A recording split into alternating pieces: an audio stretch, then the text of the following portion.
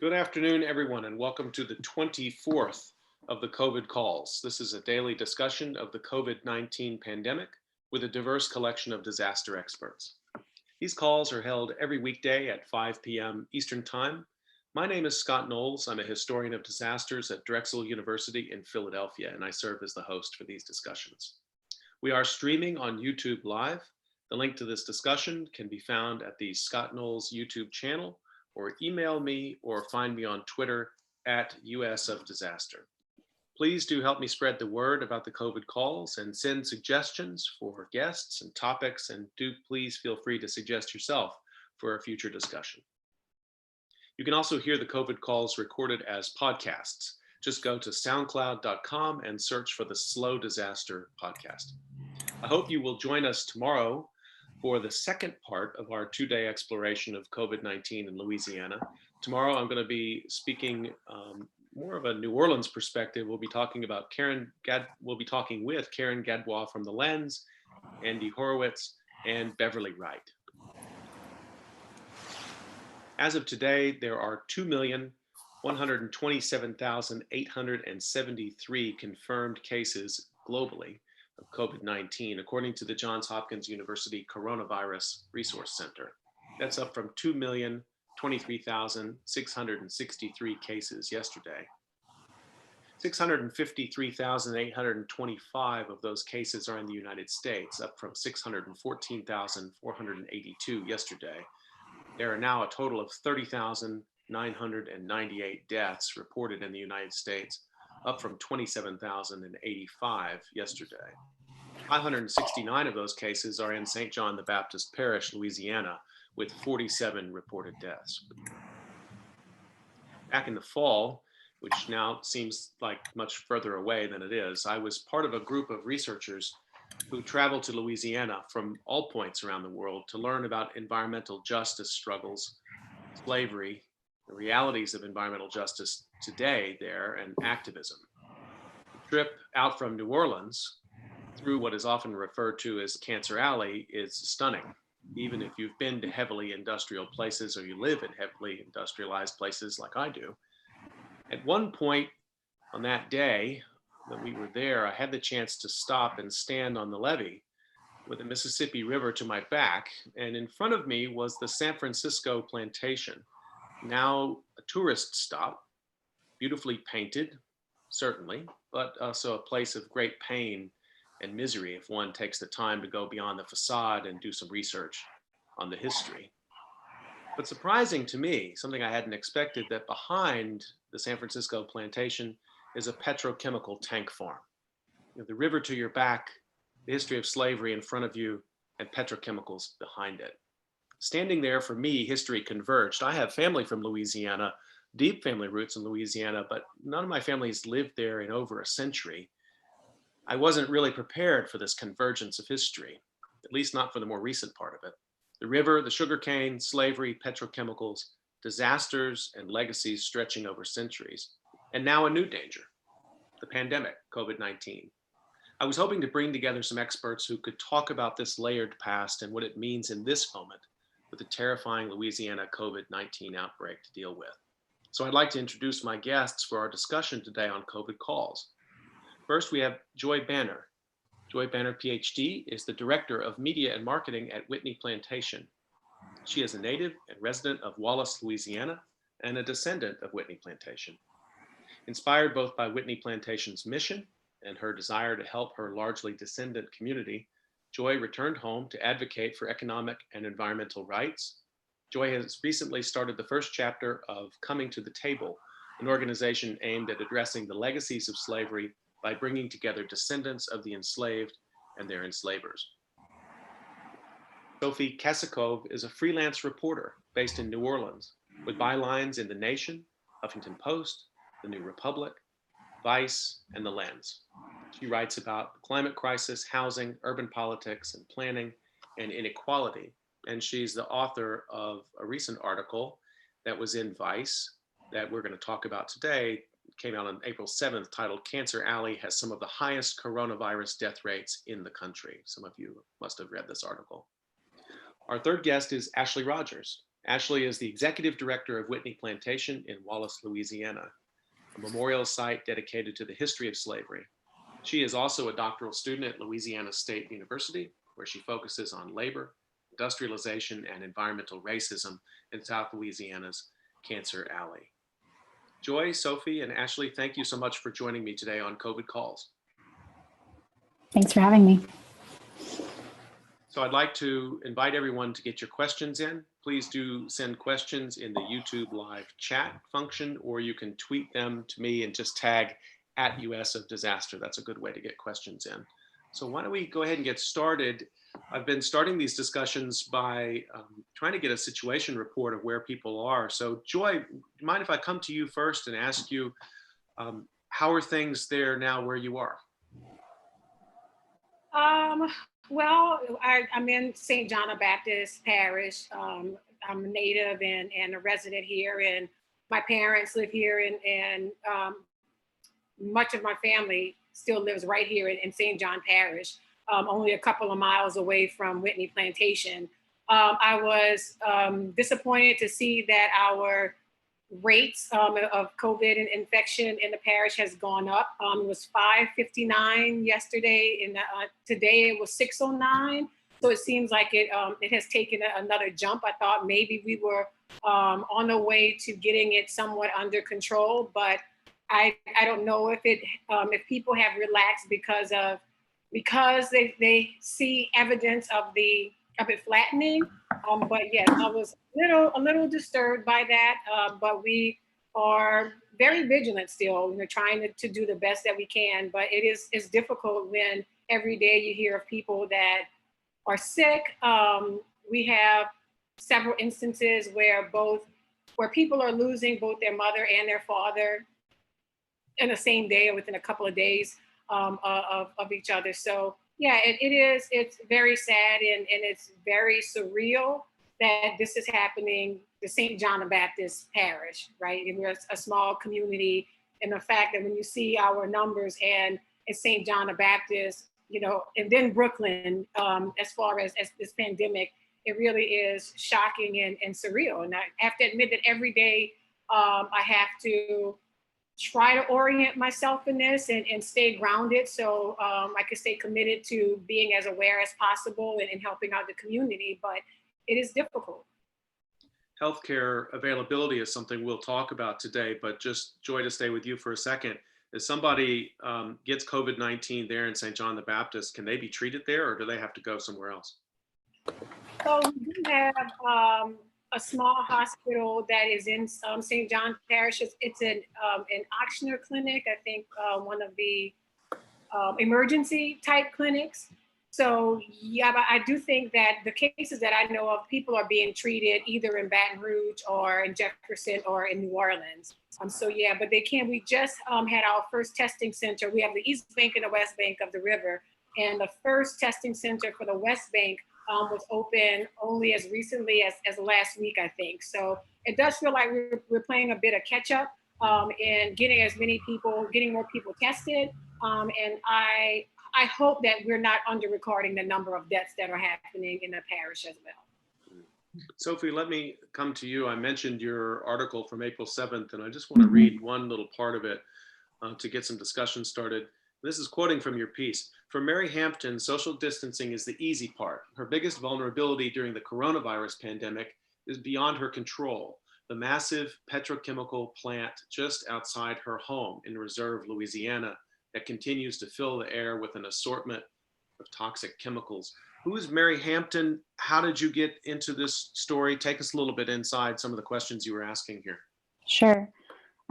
So Mary Hampton is a resident of, the area called Cancer Alley, which, is the industrial corridor between New Orleans and Baton Rouge. St. John the Baptist Parish is part of it, St. James Parish, right next to it. And I have been reporting on Cancer Alley for a few months. And, when information about coronavirus started coming out, I really one of the first things that occurred to me was just really the already disastrous public health crisis in these polluted communities in Cancer Alley in so many parts of the country, communities, predominantly African-American communities that have been, overwhelmingly filled with toxic plants for so many decades. And not even just industrial plants, also disproportionate transportation infrastructure and other sort of, infrastructure that creates higher rates of so many of the, pre-existing conditions that we now know are tied to higher death rates from coronavirus. So I just wanted to talk with residents, for this piece about, what it's like to live in a community where that you're at high risk, and where, so much of that risk is just continuing to mount right outside your door. What are some of the stories that you heard? Well, I talked with a lot of people, about sort of their particular concerns in this moment around sort of lack of regulation of these plants, at the same time as, all sorts of businesses, as we know, are closed, people out of work all across the country. These petrochemical plants are actually some of the only industries that are continuing to operate pretty much as normal, if not far more than normal. The EPA, amidst the crisis, using the crisis as an excuse, decided to stop enforcing regulations around these plants. So at the same time as, residents of these communities are stuck inside their homes, they're seeing the, smoke, pouring out of these plants, the smells, filling their communities, sometimes even more than in the past. I also spoke with residents about the challenge of, organizing these, a lot of communities in Cancer Alley are extremely active in fighting these plants, and in calling on the state, to take action to save, the health of these communities. What it's like to organize a protest where you have to stay 6 feet apart, even as these plants are operating, with no adherence to social distancing. I'm sure we'll want to talk about this in greater detail, but maybe you can give a first answer to this. What is the logic of EPA suspending normal air quality regulations in this time? Yeah, so I mentioned this in the piece, but there was the EPA's decision was precipitated by a letter, I think the week before, from oil and gas industry leaders, sort of saying that because of staffing issues, they wouldn't be able to uphold, their own sort of enforcement mechanisms. And this was ostensibly the excuse that the EPA was using here. I see. Okay. Let's leave that there for a second, but we'll come back to it certainly. Ashley, let me come to you. Can you give us better historical grounding of this area? We've been talking a little bit more about the present. Take us back maybe to the deeper history of St. John.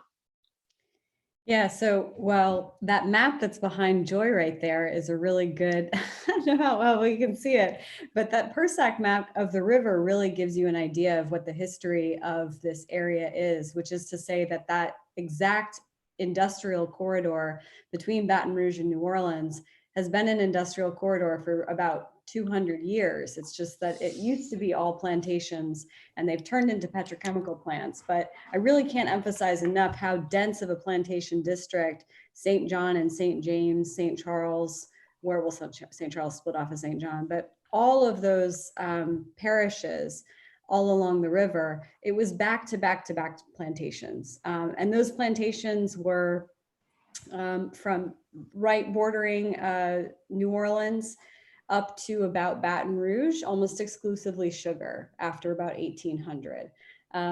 Once you get past Baton Rouge, you start to see cotton plantations along the river. So there's sugar and cotton for a while, and then it transforms mostly to cotton by the time you get to Natchez. So Whitney Plantation is right in the middle of that very dense plantation district. It was a large scale plantation, which at the height enslaved about 120 people. And it wasn't alone in that. I mean, there were numerous plantations that were enslaving people to that scale, some of which are open to the public today as tourist locations, some of which the owners owned multiple plantations, and they were really business investments. And this is, you know, one of the ways where you can kind of see the similarities in the industries. So Homus House Plantation, which is just a few miles upriver from us, was actually a complex of 4 plantations called Homus, owned by one man, John Burnside, and enslaved 750 people. So if you think about enslavement as employment, right? These were the massive employers, right? It was compulsory, it was forced labor, but these were large scale industries rooted in the extraction of human labor, human bodies, and the extraction on the environment as well. What was the regard for the health of enslaved people, to the extent that we know that history, I mean, the history of slavery in North America takes many, many different faces. I was teaching this afternoon and talking about slavery in Philadelphia in the 18th century. So it takes many different forms. But can you say a little bit more about the nature of enslavement in that part of Louisiana and about health? Yeah. So one of the really interesting kind of demographic facts that comes out when you look at birth and death rates in the United States among enslaved populations is that South Louisiana's sugar parishes stand out as being the most deadly district in the nation. And so that's actually tied to sugar. Sugar was a really deadly crop to produce. So worldwide, the death rate on sugar plantations was exceedingly high. And because in South Louisiana, you have this kind of cluster of parishes that are producing sugar, the death rate in those parishes, St. John included, was incredibly high. So Michael Tadman is the best historian who's done this kind of demographic work. And what he has said in his work is that whereas, you know, you can look at the cotton districts and the tobacco districts and you see a positive birth rate among the enslaved population of positive 20% over a 10-year period. And that same, over 10 years, you would see a negative 13% growth in Louisiana, which is to say more people were dying in Louisiana than were being born. Partially due to the labor, the nature of the labor tied to sugar, partially due to the disease environment. You know, public health on plantations was quite poor. You know, and slave owners had an incentive to try to keep people healthy, but there's only so healthy you can keep people in this environment. And sugarcane itself, like I said, the crop is dangerous, not only in terms of its production, but also the plant itself, which contains silica fibers that are kind of like asbestos. So it causes lung complications as well. So there's all kinds of these kind of through threads in terms of public health and death. Joy, you have a family connection going back to Whitney Plantation, and you're also now the marketing and media director for Whitney Plantation. So there's legacy there coming all the way up to the present, and you're a person who tells the story of Whitney. Do you mind if I ask just what it means to you to tell that history? Would you mind sharing some of that history with us? Sure. So I'm a descendant of, like you said, of Whitney, but I'm in a community of descendants. And like Ashley was saying before, we're in an area that's densely populated with plantations. So I can trace my roots back to not only Whitney, but several other plantations in this area that are still open for touring. And that's not a unique thing. My experience being a descendant and being at Whitney, first, I acknowledge and I feel that even though Whitney, I guess, somewhat stands as a proxy for all, for most African Americans, because most of us, I think 95% was the last rate that I looked at. We are descendant of enslaved people. So I consider us all to be descendants, but I am fortunate, I feel fortunate to work at a space, in a place where we can talk about Black history. The conversation is so much about the Black experience, about the legacies of slavery, but it's done so in a place where we don't have to apologize for wanting to know that history. I think that, you know, most Black Americans, they feel conflicted. You know, you're proud of your ancestry, even though it's one that is, you know, very brutal and very emotional and very difficult. And because of that legacy, we're also very proud Americans. I think that's what people don't understand. Our people have given their lives, have you know, their blood, their sweat, their tears are literally in the soil. The place that I'm at now, on this land, there was a plantation, you know, so like it's literally in the soil. And so that makes us, you know, appreciate our country so much, but at the same time, we know what happened and we want a place where we can, you know, explore both of those sides or all of those sides. But, you know, like we were talking about before, I thought it was very interesting. It's so great to hear an outsider's perspective of what it's like to come to this community, because your description of a plantation in the front and the plant on the side and the river and the levee is something that, you know, kind of astounded you. I'm like, but that's just everyday life, you know? But that's one thing about this pandemic.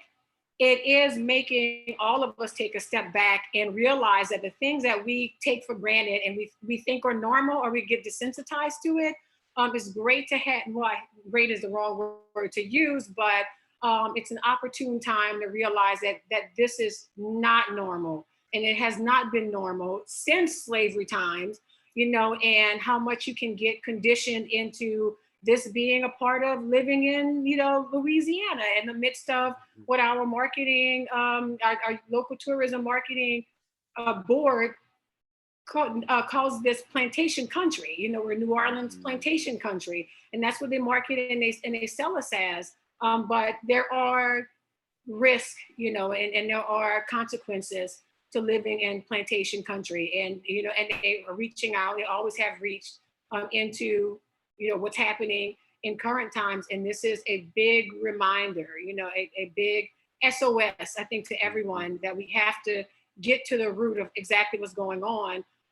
And that's why I think, like with Ashley's work, what she's doing, you know, and connecting that past to what's going on now, that was such an important gap that has gotten overlooked for so long. So I'm glad that, you know, she's able to come in and, you know, to really connect the two parts of what has happened.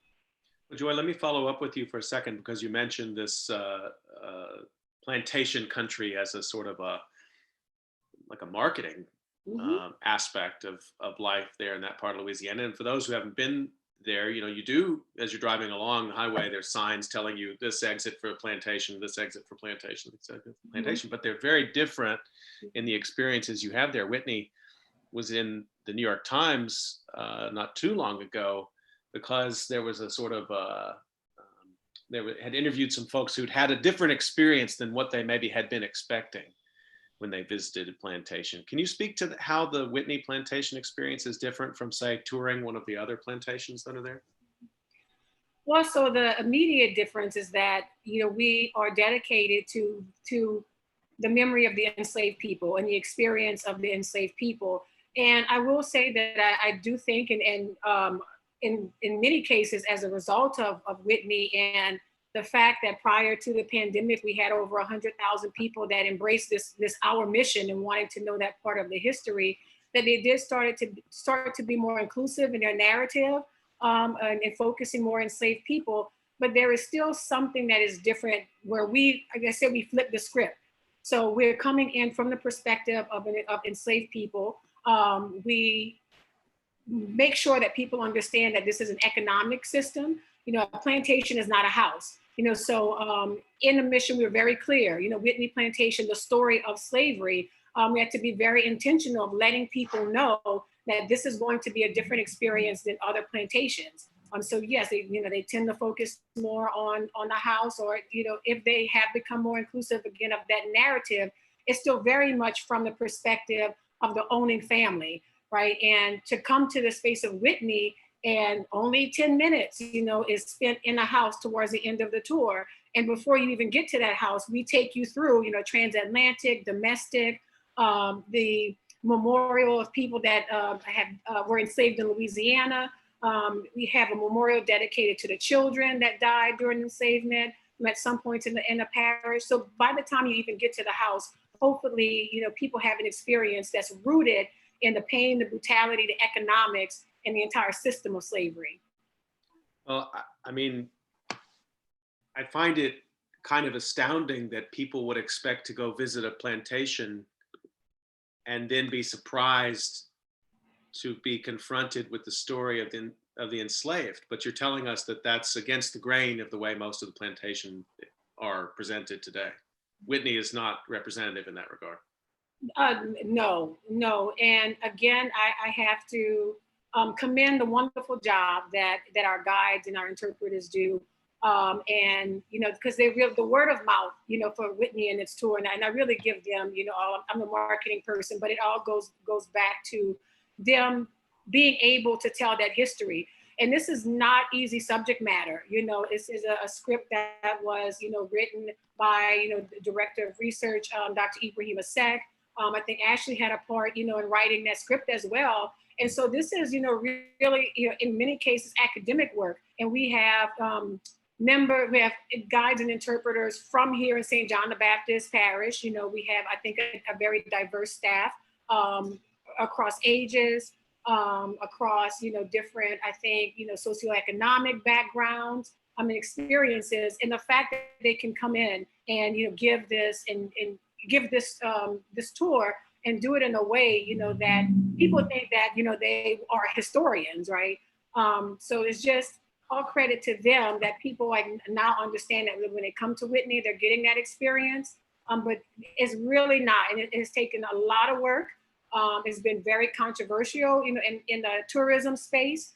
There's been a lot of consequences, to us taking the stand that we have. But yeah, I think we are, again, we've created a different standard for plantations, I think, to have to live up to.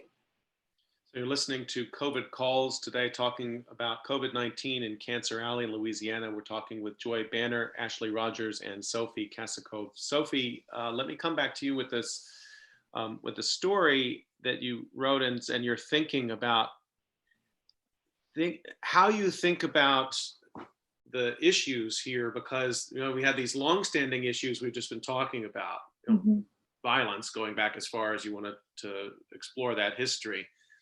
How can the community there signal that they're in a moment of distress when distress just seems to be the everyday life of people who live at the fence line? That seems to me a very hard challenge as a reporter, how you sort of tell a story at these different timescales. How did you approach it? Well, I think the work that the community is doing and has been doing is incredible and speaks for itself in a lot of ways. I think as a reporter, I, don't have to do a lot to sort of highlight just how incredible, doing that organizing work within these conditions is. There are community organizations that have, continued to have protests, through Facebook Live.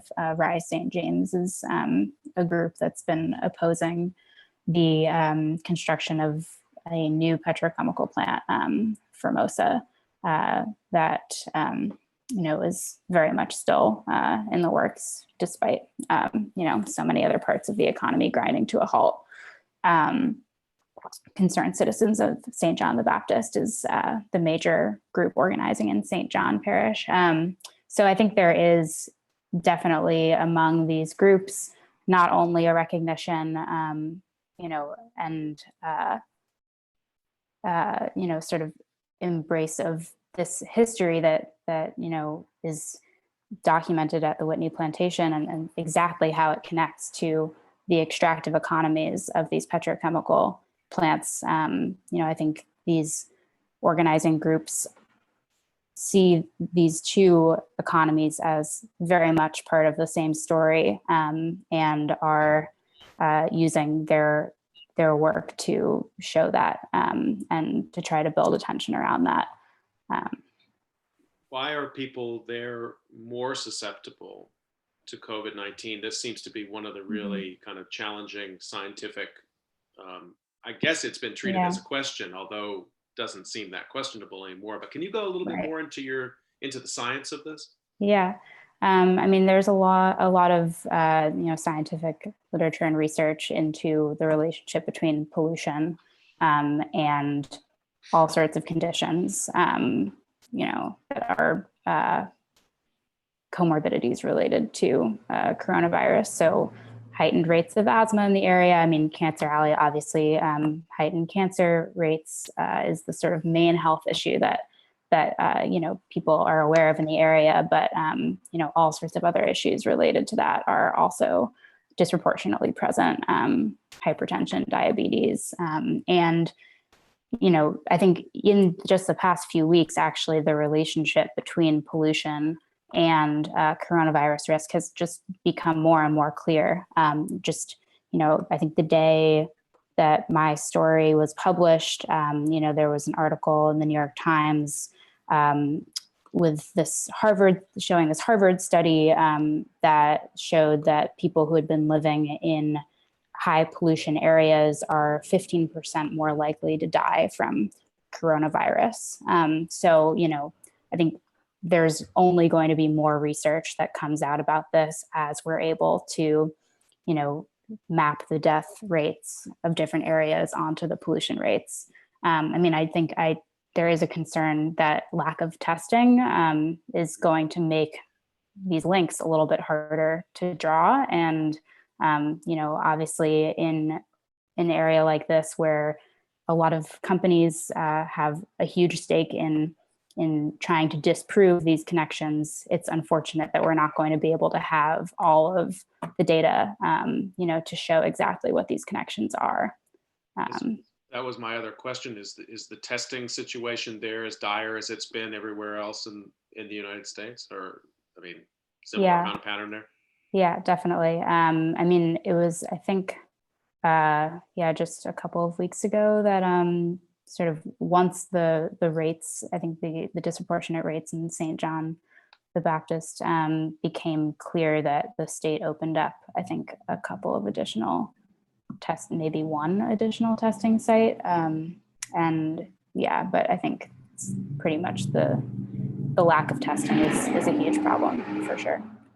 One of the things I was astounded, although that shows my naivete, but it's kind of astounded to learn that community members don't tend, in general, they don't work in the plants, or they don't work centrally in the plants. And that's so they're sick at the fence line. Do you have any information about the workers in the plants? Are they also disproportionately suffering from COVID? I don't know. I do know that the plants are continuing to operate. I was hearing from people, who I was talking to, reporting the story, that there weren't social distancing practices in place, but I haven't spoken with workers, and I'm not, really able to speak to that so much. But I think there's very little chance that, all of these health issues in the community are not also experienced by people who have been working within these plants. The key difference is that, as you said, most of the people employed in these plants don't live in the communities. So it's likely that the workers' exposure has, been much shorter, time period, and, they are able to leave at the end of the day. So it's a different exposure for sure. I think there's at least one person that has tested positive in a Dinka plant.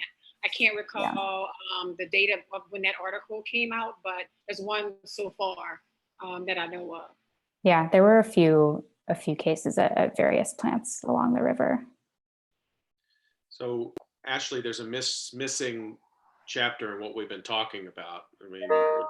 The Whitney Plantation and the history of slavery, and then we have the contemporary moment. But what about this? How did the oil industry come to southern Louisiana? How did Whitney Plantation and that region get turned from this intense extraction of sugar to everything else that's made there, all these other plastics and chemicals and oil refining?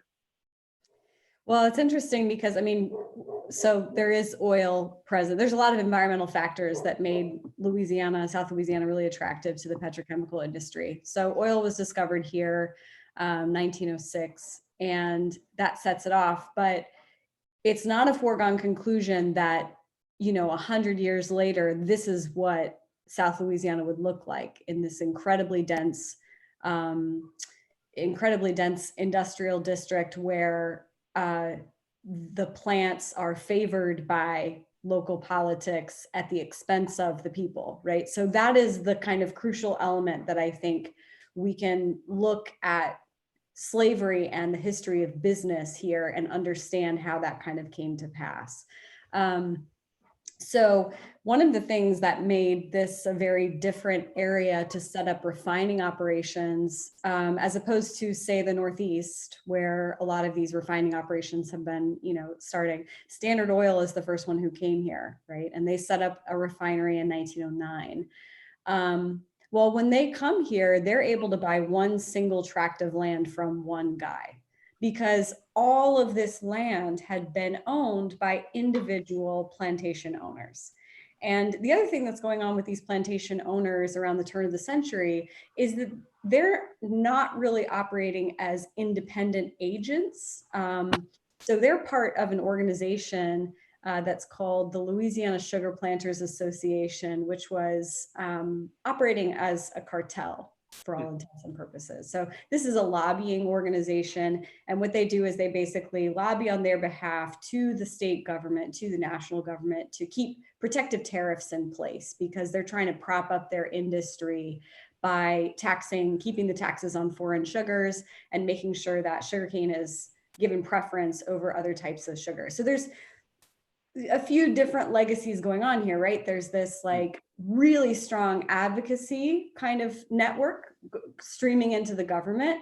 There's large scale landowners. And then the majority of the population in these sugar districts are poor African Americans and whites but mostly African Americans, right? Who are kind of used to very menial labor where they're being kept in quasi-slavery conditions. So it's really sort of a perfect storm. When the plants come in, not only can they buy this land, not only is there this environment of these wealthy business owners who already have all of these connections with the government, but there's also a ready labor supply. And that ready labor supply is kind of going back and forth between the plants and the plantations. They're not, exclusively working at plantations. They're not exclusively working at plants. They're going back and forth as market forces drive them, right? So, so it's kind of in some ways, it's sort of a frog boiling in the pot, but in other senses, it was just incredibly rapid, because you have between 1909, when Standard Oil sets up a refinery, to World War II, we have about 140 petrochemical plants that get developed here in South Louisiana, just in that time period. So it's just one right after another. And you would think that perhaps those industries might be in competition with each other, right? If the labor is kind of going around and stuff like that, but that's not really the case. And I have documentation about at Whitney that owners of plants and owners of plantations were in communication with one another in terms of their laborers, because they knew that the laborers were going back and forth. Also, the plantations were able to make use of a lot of those derivatives, especially the fertilizers and the pesticides, which were being sprayed liberally in these cane fields as they started to develop scientific farming. So it really was kind of like a symbiotic environment, where the new industry just stepped right into the footprint of the old industry. I find that so amazing. But I want to follow up on this question of health, because you were talking about what a really, within a dangerous system for people who are enslaved, Louisiana was extra dangerous. Mm-hmm. When does it become evident that the new petrochemical industry is also going to be dangerous to bodies, to people who are working there? Yeah, that's so clear early on? Or think so. I don't know. I don't think so. That's a question that I would love to answer, because it kind of makes a difference, right? Like, you know, at Whitney Plantation and some of the other plantations, you know, I've done oral histories with people, and I know that one of the practices that was in place at Whitney, but I've also heard it at other plantations, was that they sprayed pesticides on top of the workers in the fields. So the fields, the workers are standing in the fields, marking the boundaries of the property line so that the pesticide planes can fly right overhead and spray. And, you know, they're not given any kind of protective gear or anything like that. It makes a difference, right? If people know that those chemicals are cancer causing, or if they're not aware of it. And the kind of consensus among people who worked at the plantation, both on the management side and on the field side, is that people didn't really understand that connection. Somebody understood that connection, but on the ground, in terms of the people applying it, the people who were actually breathing it in, I think that that was something that people learned slower over time. So I don't know. It's, you know, one of the funnier things that I found in the archives is, you know, in the one of the petrochemical companies in Baton Rouge, their company newsletter had a whole page dedicated to employees catching fish in the bayous, you know, at the same time that they are actively pumping all of this waste into the water streams. Three-eyed fish. Yeah. Yeah. Right. So it's, I mean, and that's the other interesting. Not for eating, tension. just for sport. Yeah. Right. I mean, this is the tension here in Louisiana that makes this even more insidious in a way, is that the people here are so reliant on the environment, so reliant on the water sources as a food source, as, you know, and a recreation source, and yet have, you know, been party to and had to endure this pollution of that way of life. Joy, I know that you're involved in this cafe that, Yes. And could you tell us a little bit about it? I mean, it sounds like part of what you're, the FIFOLE Cafe, it seems like part of what you're invested in there is facilitating dialogue to try to talk about difficult pasts. And I'd like to hear a little bit about that, but I'd also like to hear about how you think COVID-19 is going to affect that. Obviously, people can't physically be present in the cafe. Are you still able to facilitate any of those discussions? And when we go back to normal, whatever normal is, will this just add another layer of distrust and concern on there? Or what do you see those conversations like after this moment? Well, and first I do want to say that both of my parents have retired from plants, from petrochemical. And so, and then I have a brother who's also in petrochemical as well, in oil.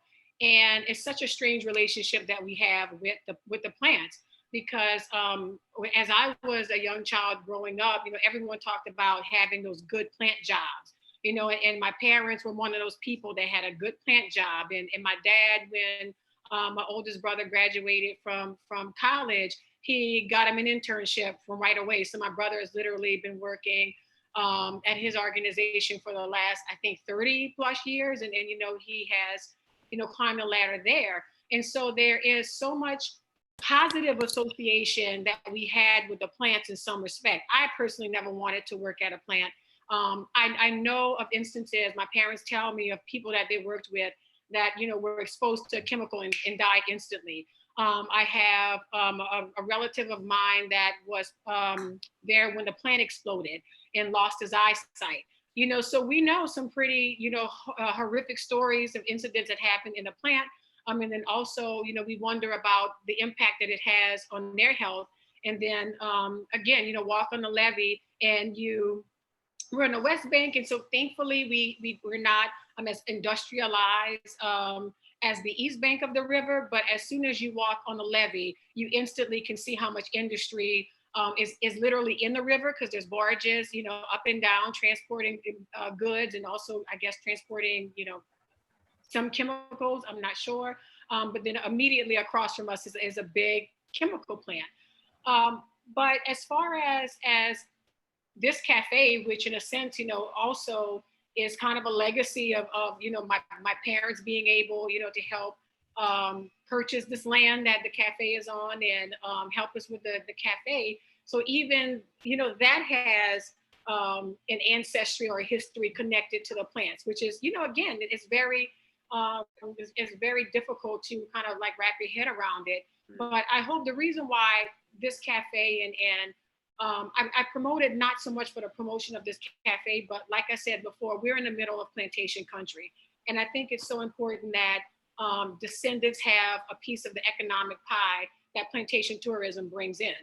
And for many years, when I say many, I guess 2 or 3 years since I've been back, I literally was at our economic development meetings. I was at our tourism commission meeting saying, why doesn't someone, open up a cafe? This would be great for someone who may not have, a ton of, may not have as much education, for as would require for a more professional job. But they may have some resources. How can we support people to have businesses in this community? And it was such a battle, the idea of the money and the attention not being centralized at the plantations, but spreading it, across the community. And so my sister and I, my sister's in tourism, and after she left her job, she was like, we need to make a model to show that, we are descendants, we are proud of our ancestry, and we want to have a voice and also be part of business ownership. I don't know what the future holds for us. The good part about it is that the business doesn't have, any debt.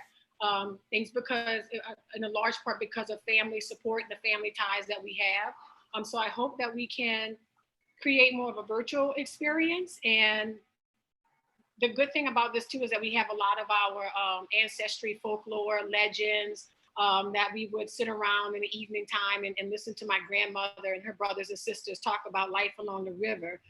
So we wanted to put together a book mostly devoted to her. But so I guess we've been pushed into maybe making that book and making more merchandise sooner rather than later. Sounds like we need to do a whole COVID calls from the cafe for people who want to participate and have that experience. First, even on a non-COVID day, it'd be a lot of people who'd like to know more about that who can't get there. Oh, we'd love to. Yeah. So thank you for sharing that. Let me, Sophie, I wanted to ask you just to come back to this. In some ways, all of what the three of you are all talking about is activism. It's bringing up history that maybe the plants or the politicians, the mainstream media has not paid enough attention to, or our history, has not paid enough attention to. When you talked about the activists that you interviewed there, you talked about RISE, you talked about Concerned Citizens. I know Louisiana Environmental Action Network is there. Do you have some hope in this moment that with the eyes of the country, it may not have been what we hoped, that would take a pandemic to get people to pay attention to this community, but they are now. Is the activist community organized and ready to jump into this moment and push out the information that they need to get this back onto the environmental justice agenda?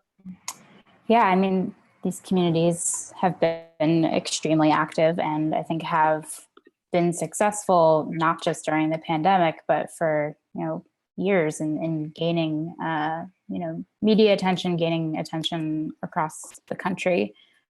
I think the shift from gaining that attention, making people aware of the issue to, state policy changing around these plants. I don't know exactly how that part is going to happen. I think I feel much more optimistic about, Cancer Alley becoming something of a household name than I do, honestly, of, policy towards these industries changing. I think there is such a dependence and such a sort of, as we've been discussing, sort of sense of reliance, sort of economically on these plants. That I'm not sure. Let me get a question here. I got a question here from Kim Fortune, and Ashley, let me put this to you, but this is for anybody. Kim is asking, what economic effects of COVID-19 have you observed locally? And she wants to know specifically, have the chemical companies stepped forward in any way? I don't know if the chemical companies have stepped forward. Maybe they have, but this is impacting. I mean, I can speak to Whitney because as a D there, I am in charge of the budget, but this is quite bad for us. So Whitney Plantation is a private nonprofit. We are unusual in the museum world in that we're funded entirely by earned revenue. We're famous for having a very wealthy founder, and I think people imagine that he's bankrolling it or that he bankrolled it, but that's not the case. So our operating funds come entirely from the money that people spend on tickets and in the gift shop. March, April, and May represent our biggest months of the year. We will be closed obviously for all of April, and I fully expect for all of May. We've been closed since March 17th. So this is a loss of, just in terms of that closure, over 30% of our annual revenue. And so it's hard to tell what it's going to look like long term. I'm expecting a reduction in my projections up to 40 or 50% for the remainder of the year. So this is going to be a loss of well over $1 million for us. So it's really, really difficult to keep the museum running, keep our entire staff on the payroll, which we have done right now and plan to do for the foreseeable future. It's really difficult to do that with no money coming in whatsoever. And so we're just sort of in a holding pattern, as I think a lot of people are trying to figure out how long this is going to last. When we do come out of it, what it's going to look like. 85% of our visitors come from more than 160 miles away. So that's not a very sustainable place, considering that this is killing tourism. So Joy and I have been kind of like tentatively thinking about what this means. We were already wanting to market locally, get more New Orleans, Baton Rouge folks in. So I'm going to try to stay positive and think about this as an opportunity to get that local, get the local traffic a little bit more. But yeah. What about some of? I just add to, Yeah. Oh, sorry. No, please go ahead.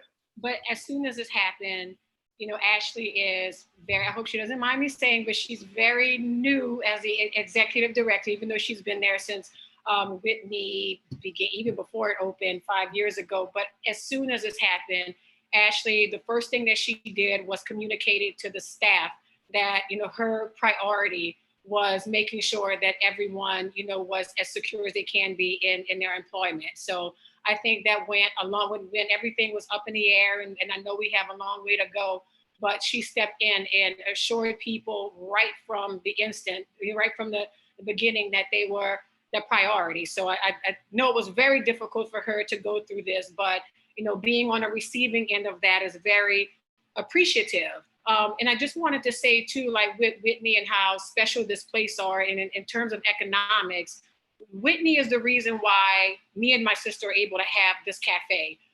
This is a town, my hometown is 600 people. And because of Whitney, 100,000 people were coming here. We have people from all over the world. So when we talk about plantations, it means so much as a descendant to have a plantation with that history, but able to generate something that has a positive outflow to the community. So I'm hopeful that because of the mission and because, of someone like Ashley, so dedicated, to getting us back on our feet, I know it's going to be hard, but I'm more positive than ever that we're going to come back stronger. And I think we're going to come back with a bigger and louder voice. So I'm remaining hopeful. That optimism and hopefulness is appreciated and very well noted. And it's also underlines a key point that even though in terms of the economy of the region, it seems, the petrochemical plants get all the attention, but it's a very diverse economy in many different ways. So it's not just and the plants are roaring, but that doesn't mean that all of the other, that there might be a lot of economic pain for other businesses in the area. I wanted to ask something connected with that. I was surprised to find that many of the plantations in that region are sites where there are weddings and events. So they derive a lot of their revenue from that, but Whitney doesn't do that, right? No. Take it away, Ashley. You're not in the, so presumably then for some of these other plantation heritage sites, they will move these weddings to the fall and they will weather this economic storm, but you don't have that because of ideological decision that you've made. Can you say a little bit more about that? Yeah, I mean, and so, no, we don't do weddings. That's like, there's a whole plantation wedding like industry that we do not participate in. There have been people in the past who have approached us about getting married and they wanted Whitney Plantation to be a part of the story of their wedding. That was really significant to them. And I'm open to that. Like we've had, Joy has worked with a couple to do engagement photos that were really beautiful. It was an African-American couple and they did their photos at behind the slave cabin. It was important to them to highlight the fact that their enslaved ancestors couldn't legally marry. And so, there's like this tiny little caveat, but that is 0.0000001% of the wedding industry in terms of plantations. That's not what plantation weddings typically are. They are a big, gala in front of the house and gone with the wind. Yeah. No, yeah, like I said, I mean, we really, literally the only money coming in is tickets and books that I sell in the gift shop. So, our ticket price is kind of high. It's because that's the only money I make. So it's going to be like fine. To be honest, I doubt that some of those things that are moved to the fall are going to survive and exist. The mayor has just said yesterday that it's not official yet, but she doesn't expect any more large conferences or festivals for the rest of 2020. Essence Fest is canceled. So even the ones that are being postponed are being canceled. So I think that's still, for some of those folks that do rely on some of that event revenue, that's very much not solid. When I talk tomorrow with Karen and with Andy and with Bev, one of the questions I'll have for them will be about Mardi Gras and about the $1 billion that Mardi Gras drives into New Orleans and the decision that was apparently made to sort of put that on one side and health impacts on the other and go with it. There's going to be a lot of soul searching about that one, I think. We're moving towards the end of our discussion. You can still get a question in for my guests today on COVID calls, and just a couple of quick questions as we wrap up. Sophie, I'm sure you didn't get to interview everyone you wanted to or to cover all the issues you wanted to in that piece. Mm-hmm. What are you reporting on next? Can you stay on this line of reporting? I think it seems really vital. I mean, this story seems to really struck a nerve for people, even some who'd never heard of Cancer Alley before. I've seen it circulating. What's next? Yeah, I mean, I think there's a ton more reporting to do about all of the different, fence line communities that are going to be hit really hard. I think, we've seen the numbers come out of the disproportionate impact of coronavirus in African American communities in Louisiana. The first numbers that came out, I haven't checked recently, were 70% of the deaths were African Americans, despite making up 32% of the population of Louisiana. So I think there's a ton more reporting to do, in Cancer Alley, in other parts of the country, to sort of make those connections between, the environmental harms and these comorbidities. I think it's a really important connection to sort of also counter something that I'm seeing, this sort of harmful blaming, blaming diet, things like this. And I think there's a huge amount of, you know, necessary reporting to do to sort of, you know, throw a wrench in some of those arguments.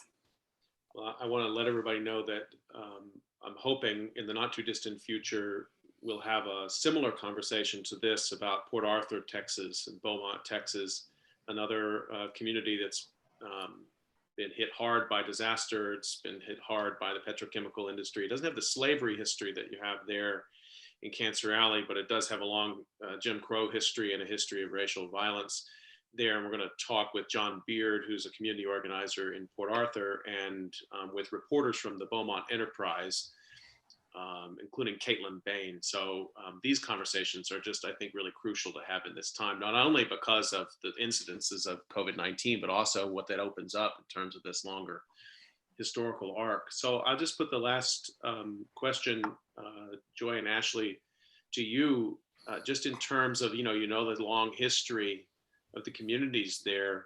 How is this chapter going to fit in? I mean, it seems to me there's one way to look at this is just repeating these old patterns of violence. Is there a way out of that, or do you see something in this which gives us hope or a clue to activism or some coping? What should we take away from this COVID-19 story as it connects to the deeper history? Maybe Ashley, you want to take that first, and then Joy? Sure. I mean, I don't have anything hopeful to say. Okay. Somehow I figured you didn't. And I mean that in the best way possible. Yeah, I mean, I think, I do think that it is, you know, when I found out that St. John Parish was experiencing some of the highest rates of death anywhere in the world, that was no surprise to me, given the long history here. But I'll say something else that I haven't said on this. The thing that I'm very concerned about, not only in St. John Parish, but also throughout Lower Louisiana, is that, you know, as we mentioned, the death rate among people in Louisiana is extraordinarily high for African Americans. 70% of the deaths are African American. And knowing that disproportionately older folks are hit by this disease, you know, I've mentioned that I've done oral histories with people who lived and worked on the plantation. There's still a lot of living former cane workers in Louisiana. I'm really, really worried about the loss of that history. And I'm worried about the loss of the culture bearers here in Louisiana. You know, it's been in the news that several members, higher ups in Zulu, have died. And so it's not just St. John Parish, it is St. John Parish, but it's, you know, throughout Louisiana, we have this incredible culture that is rooted in African history. And it is these elderly African-American folks who have lived through, you know, Jim Crow here in Louisiana and know so much and carry on so much. And I've been worried for a long time that they're going to die without us talking to them. And now I'm especially worried that that's going to happen. Joy, your reaction? Well, as depressing as it sounds, that it seems like the same old, and like what next, what now? It's also because of our history and it's our legacy that I think gives us a strength that I believe, you know, we'll get through this. You know, we'll get through. It'll be hard. This is a very strong faith community, you know, and we rely on that faith, you know, and I think that the combination, talking about, you know, our African, you know, culture, you know, that I'm so grateful for that spiritual groundwork, you know, that I think still flows through this area. I feel it. And so I know that it'll be hard, but we will get through it. We've gotten through a lot of difficulties before, and we'll get through it again. And I think that what the best part about this, you know, with Louisiana, with its politics, with its race dynamics, with, you know, its intersection of class, and, you know, the way that religion, you know, Catholicism kind of intersects across race and all, our politicians, we have a lot of, I think they're predominantly Black leadership in St. John Parish. But I think that all of like those complex relationships makes it difficult for them to move, to make it's a scary situation. They're trying to negotiate between white voters and Black voters. And so in many cases, it feels like, at least from someone who lives in this community, that they get paralyzed by all of these different things intersecting. So I think they needed something to push them into being a bit more brave and taking on the issues of the community that's in most need, which because of this virus, is the African-American community. And it's the wonderful work that Sophie is doing. I encourage her to please continue doing work on Cancer Alley, because as someone that is living here, this is so important to have your voice and to have that attention. Policies and decisions are being made every day. And the article that comes out, the night before, that same morning, will make the difference between how a council will vote, or how a political subdivision will vote on things. So we appreciate, you doing that work. We understand how hard it is, but we hope that you continue to do it, and we support you in any further work that you continue to do. Thank you Joy so much. Banner and Sophie Kasakove and Ashley Rogers, thank you for all the work you're doing and for sharing this knowledge, and for spending an hour with us on COVID calls. And it sounds like we're going to need a follow-up at some point, maybe a little bit later, to check in with you and see how everything is going. Would like to remind everybody that we are on every weekday at 5 p.m. and you can also listen later on YouTube Live or also on SoundCloud. And please come back tomorrow to talk about New Orleans with Bev Wright and Andy Horowitz and Karen Gadbois.